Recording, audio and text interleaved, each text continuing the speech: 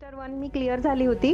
तर त्या सेमिस्टर 1 मधलं सर क्लासिकल मेकॅनिक्स आणि न्यूमेरिकल एनालिसिस त्याचा मला फायदा झाला. त्यानंतर मग आय-एफ-एस वाल्यांचे sir real analysis, linear algebra, complex analysis हे सगळे आहे, ओके. ते सगळे कव्हर केले. आणि इंटिग्रल इक्वेशनचं सर आपण कधी-कधी सोडून देतो. पण ते बरोबर. आय-एफ-एसचे सर आहेत. त्यांनी इंटिग्रल इक्वेशनचं पण भरपूर छान पद्धतीने ओके माय सांगितलं. Dear friends, welcome back to the IFS. आज हमारे साथ एक बहुत ही स्पेशल गेस्ट जुड़ चुके हैं, पूजा। और वो उनका जर्नी शेयर करने वाले। एमएस-सेट उन्होंने इस बार क्वालिफाई किया है, तो उनके सक्सेस का जर्नी क्या रहा इसके बारे में जानेंगे। सबसे पहले पूजा, आपका बहुत बहुत स्वागत है हमारे चैनल पे।